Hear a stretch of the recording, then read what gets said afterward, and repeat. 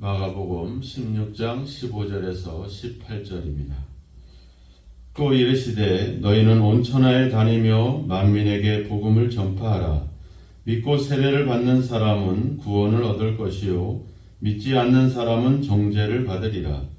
믿는 자에게는 이런 표적이 따르리니 곧 그들이 내 이름으로 귀신을 쫓아내며 새 방언을 말하며 뱀을 집으며 무슨 독을 마실지라도 해를 받지 아니하며 병든 사람에게 손을 얹은즉 나으리라 하시더라. 아멘. 예수님께서는 부활하신 이후에 그 부활한 사실을 믿지 못하고 있는 제자들, 그리고 또 마음이 완악함으로 그 사실을 받아들이지 못했던 제자들을 꾸짖으셨습니다. 그럼에도 불구하고 그들에게 큰 사명, 큰 역할을 부여하시는데 그것은 온 천하에 다니면서 만민에게 복음을 전파하라. 이것이 그들을 향한 주님의 명령이고 사명입니다. 온 천하에 다니다. 그리고 만민에게. 이 만민에게라고 하는 표현은 하나님이 창조하신 모든 창조 세계 이런 뜻입니다. 그러니까 복음의 대상은 어떤 특정한 사람들이 아니라 모두가 우리의 복음의 대상이고 어떤 장소든지 어떤 곳이든지 그곳이 바로 우리가 복음을 전해야 될 그런 현장이라고 하는 사실입니다. 우리 속에는 나름대로 우리가 복음의 대상을 우리가 나름대로 규정할 때가 많이 있습니다. 우리가 보면 악하고 또 사람이 또 바르지 못하고 또 뭔가 문제가 있고 이런 사람들은 우리가 접근하기가 쉽지 않죠. 좀 더 착하고 좀 선하고 우리 말을 잘 들을 것 같은 사람들을 우리가 다가가기 마련입니다. 아니면 우리와 어떤 그런 혈통의 관계가 있거나 또 아니면 친구라든지 아니면 우리와 어떤 이해관계가 있는 사람들을 우리가 다가가기 마련이죠. 예전에도 시골에서 전도할 때 보면 그런 얘기를 합니다. 저 사람은 교회 나올 사람이 아니에요. 전도할 필요가 없습니다. 그러니까 우리가 나름대로 구원 받을 것이냐 못 받을 것이냐를 우리가 규정을 한다라고 하는 거죠. 그런 생각들은 이 사명에는 어울리지 않죠.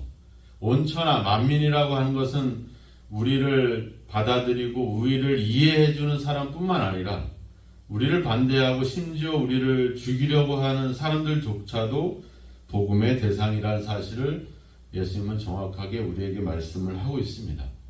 왜냐하면 예수님이 그러하셨잖아요. 아무것도 아니고 평범하고 소외당하고 죄인 취급을 받고 사회적으로 인정받지 못하는 그런 여인들, 어린아이들 이런 자들을 주님은 찾아가서 그들에게 복음을 전했다라고 하는 사실입니다. 많은 사람들이 외면하고 인정하지 않았던 그런 사람들까지도 찾아가서 그들에게 복음을 전하는 그런 사역을 우리에게 보여주셨죠. 그래서 모두가 우리의 복음의 대상이라는 하는 사실을 우리는 반드시 기억을 해야 됩니다. 요새는 우리가 이런 약간 정치적인 그런 이념들이 교회 안에도 들어오면서 교회가 또 복음보다는 그런 자신의 어떤 정치적인 색깔이라든지 이런 것들로 또 변질되는 그런 경우들도 많습니다. 그래서 나와 생각이 다른 사람들은 내 어떤 복음의 전도에서 제외시키는 그런 경우들이 많죠. 우리 이런 오리들을 철저히 경계를 하고 모두가 우리의 복음의 전도의 대상이라는 사실.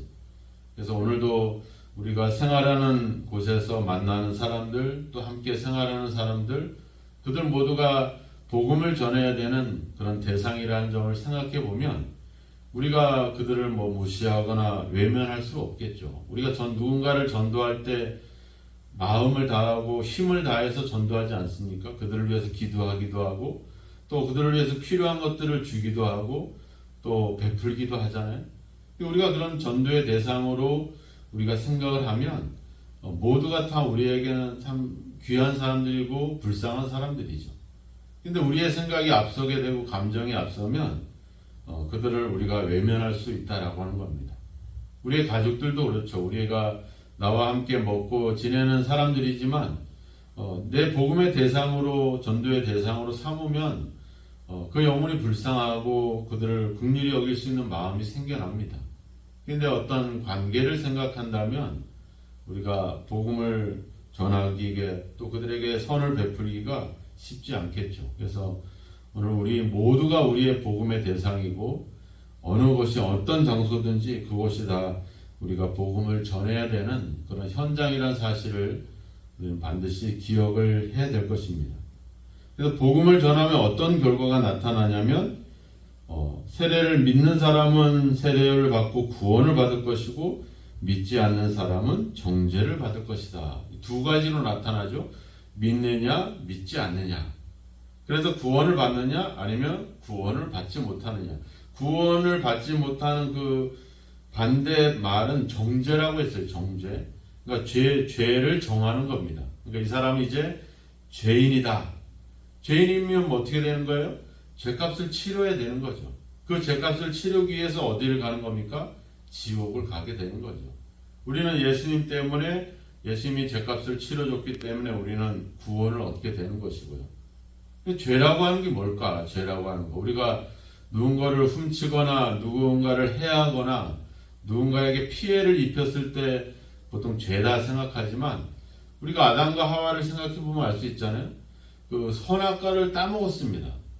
선악을 알게 하는 나무의 열매를 따먹었어요. 과일 하나 따먹은 겁니다. 아니 우리가 옛날에도 우리가 서리 같은 거 많이 했잖아요. 그래서 그렇게 서리 한다고 해서 누가 뭐라 하지 않죠. 그걸 잔뜩 따가면 그게 죄가 되는지 모르지만 지나가다가 하나 따먹는다고 누가 뭐라고 하겠어요. 과일 하나 따먹은 게 뭐가 잘못이냐. 우리 이렇게 생각할 수가 있죠. 근데 그 과일을 따먹은 행위도 중요하지만 그것을 따먹기 위해서 그들은 결국은 사탄을 핑계대고는 있지만 결국 하나님의 말씀을 어긴 거죠. 불순종한 거죠. 하나님이 먹지 말라라고 딱 규정해 놓은 거. 다른 것은 다 먹으라고 했지만 선악을 알게 하는 나무의 열매는 먹지 마라. 하나님이 말씀하고 정하신 것을 사람들이 자기의 욕심과 유혹으로 인해서 그것을 불순종한 거죠. 결국은 죄라고 하는 것은 하나님의 말씀에 불순종하는 겁니다. 하나님의 말씀에 불순종한다는 것은 결국 뭐겠어요? 하나님이 아니라 자기를 중심으로 살아가는 거죠. 자기가 삶의 주인이 되는 것이죠. 그래서 결국은 하나님 말씀에 불순종하고 하나님을 거부하는 행위 그 자체가 이미 죄라고 하는 사실입니다. 반대로 얘기하면 그 하나님을 받아들이는 것, 그 하나님을 순종하는 것, 그것이 바로 뭐예요? 예수 그리스도를 믿는 거죠. 그걸로 나타나는 것입니다. 그런데 복음을 전하라고 했는데 복음이 뭐냐면 예수님이잖아요. 예수님의 죽음과 예수님의 부활과 예수님의 관한 것들을 이야기하는 건데 근데 뒤에는 믿는 자들에게 표적이 따를 것이다 이렇게 또 이야기를 합니다. 그래서 부활과 십자가와 그런 얘기들을 하고는 않죠. 믿는 자들에게는 이런 표적이 따를 것이냐, 어떤 표적이 따르냐? 내 이름으로 귀신을 쫓아내고 새 방언을 말하고 뱀을 짚고 무슨 독을 마실지라도 해를 받지 않고 병든 사람에게 손을 얹은 즉 나으리라 이렇게 얘기하죠. 지금 예수님이 제자들을 만났는데 이 예수님은 지금 부활하신 예수님이죠. 그죠? 다시 살아나신 예수님이십니다. 그러면 이들이 결국 사도행전에도 가보면 가룟 유다가 죽고 나서 그 빈자리를 채우려고 할 때 그 제자를 선택할 때 기준이 뭐였냐면 우리와 함께 다니던 사람들 중에서 부활을 증거할 사람을 찾고 있었거든요. 그래서 마띠아라는 사람이 이제 12번째 제자로 이제 들어오게 되잖아요. 부활의 증인을 찾고 있다라고 하는 겁니다. 그러니까 여기서 표적이 따른다라고 하는 이 의미들은 결국은 지금 부활과 관련된 이야기들을 좀 하고 있는 겁니다. 왜냐하면 지금 전체적인 흐름은 부활에 대한 사건이고 부활 이후에 일어난 일들에 대한 이야기이기 때문에 결국은 이 부활에 대한 이야기들을 하는 거죠. 우리가 부활하면 내가 죽은 다음에 다시 살아나는 거. 이런 얘기를 할 수 있죠. 이 땅에서는 이 몸으로 살아가지만 이제 하나님의 나라에서는 이렇게 썩어질 몸으로 살 수는 없기 때문에 영적인 새로운 존재로서 부활하는 그 부활. 그래서 그 예수님이 그 나사로가 죽었을 때 그 동생한테 그러잖아요. 나는 부활이요 생명이니 나를 믿는 자는 죽어도 살겠고 무릇 살아서 나를 믿는 자는 영원히 죽지 아니하리라. 이것을 네가 믿느냐?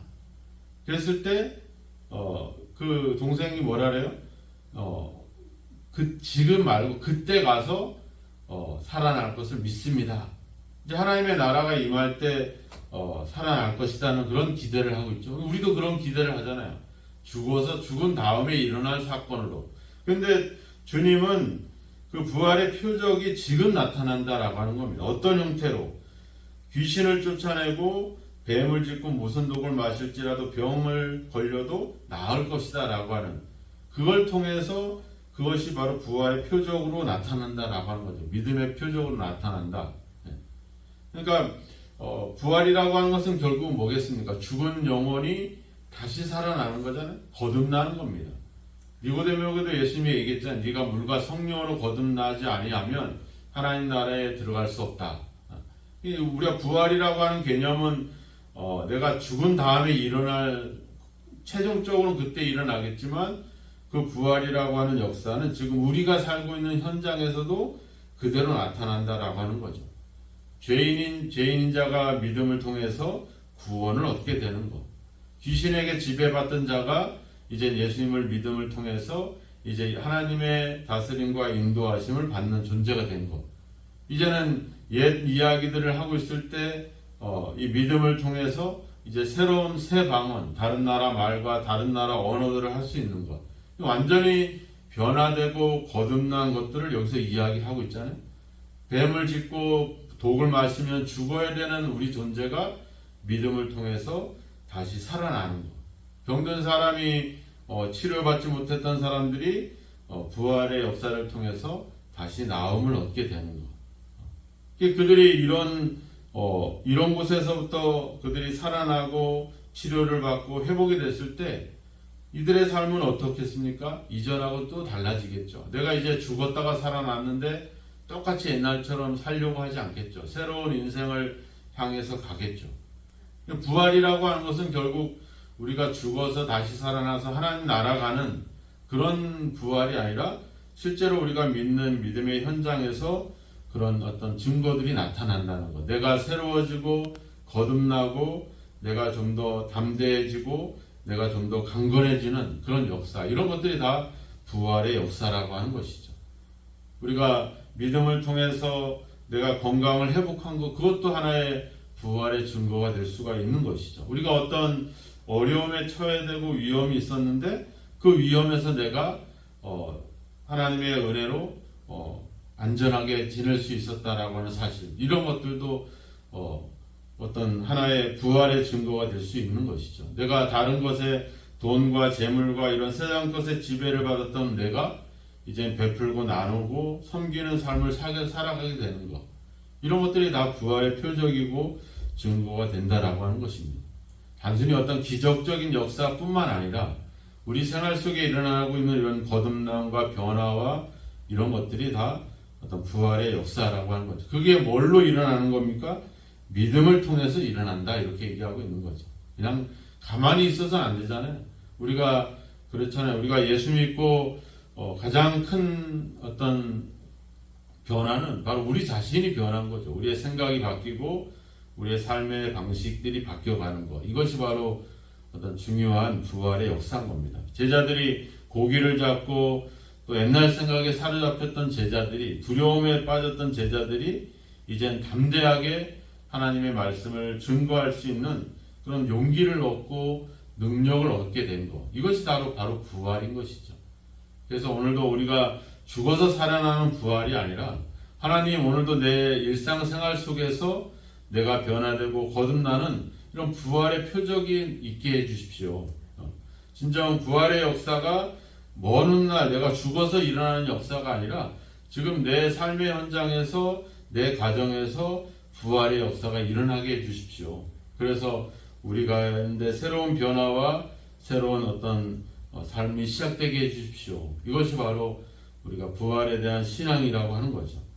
그래서 부활의 신앙을 갖게 되면 이렇게 믿음도 없고 마음도 완악하고 또 두렵고 슬픔과 외통에 빠졌던 제자들이 부활의 역사로 이제 다시 거듭나는 변화되는 그런 역사, 그것이 바로 부활인 것이죠. 그 부활을 우리가 삶으로 보여주는 겁니다. 우리 이웃들에게, 우리 가정들에게 내가 예수님을 믿고 어떻게 변화되고 어떻게 거듭나고 어떻게 달라졌는지를 보여줄 때 그게 바로 복음을 증거하게 되는 중요한 어떤 표적이 되는 것이죠. 그런 일상을 내가 내 자녀에게, 내 이웃들에게 보여주지 않으면서 그냥 말로만 부활에 대한 이야기를 하고 예수의 이야기를 해봐야 의미가 없죠. 그래서 우리는 복음을 전하는 것도 중요하고 또한 우리가 믿는 자로서 변화되고 새로워진 것을 삶을 통해서 우리 이웃들에게, 가족들에게, 성도들에게 보여주는 것이 중요한 것입니다. 그래서 주님, 오늘 나의 삶에 내 생활 속에서 이런 표적이 따르게 해주십시오. 부활의 역사가 일어나게 해주십시오. 내가 거듭나고 새로워지게 해주십시오. 이렇게 우리는 기도하고 그렇게 삶을 살아갈 때 거기에 복음 증거의 역사가, 열매가 맺혀질 줄로 믿습니다. 오늘 하루도 여러분들의 삶 속에 부활의 증거들이, 부활의 표적이 나타나기를 주님의 이름으로 축원합니다. 기도하겠습니다. 하나님 아버지, 우리가 많은 사람들에게 복음을 전하기를 원합니다. 복음을 전하기 전에 먼저 우리가 주님에 대한 분명한 믿음과 아버지 신앙을 갖기를 소망합니다.